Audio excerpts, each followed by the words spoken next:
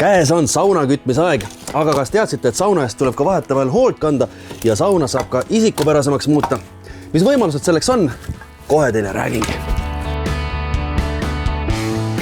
Esiteks hoolt tuleb kanda juba sellepärast, et puit paratamatult niiskes keskkonnas väga kaua vastu ei pea. Ja teine asi muidugi esteetiline pool, et ta oleks ikkagi ilus. Ja kui võimalustest rääkida, siis tõepoolest on erinevaid variante. On näiteks selline klassikaline õlitamise variant, kus siis tooni ei anta, jääbki selline originaalne puidupind, mida väga palju kasutatakse, aga tegelikult on võimalus kanda tooni. Sinna lihtsalt on teistsugused tooted, on võimalus vahatada, on võimalus töödelda erinevate saunakaitseainetega ja nii siis seinapindasid, laepindasid kui ka lavapindasid ning miks mitte ka, kui on olemas puidust põrand. Millal ja mida valida?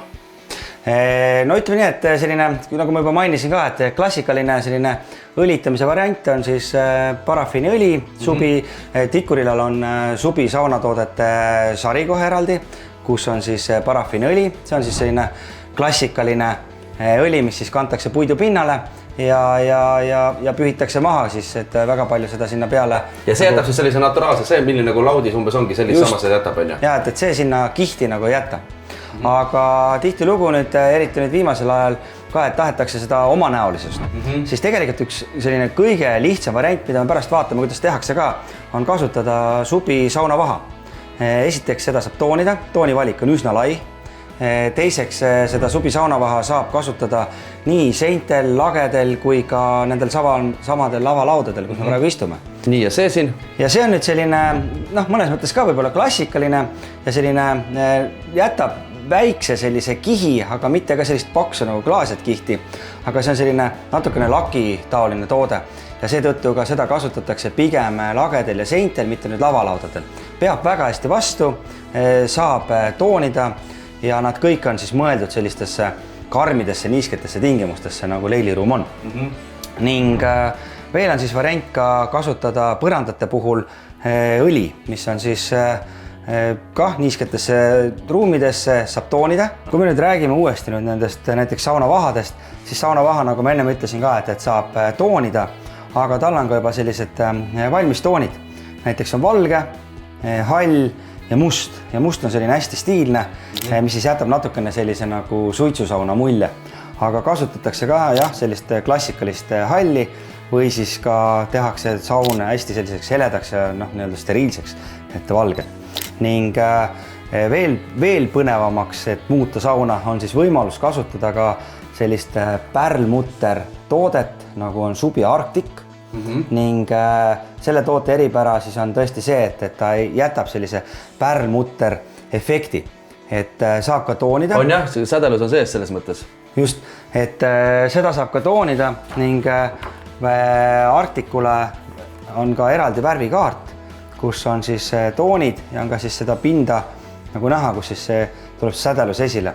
Loomulikult sädelus eeldab ka natukene valgust, et näiteks siingi meil on selline küljeaken, et siis teatud nurgalt vaadates tuleb selline hästi efektne ja selline glamuurne pind. Aga meie liigume nüüd selles mõttes siit saunast ühte teise sauna, mis on juba ka mingis mõttes erilisemaks tehtud.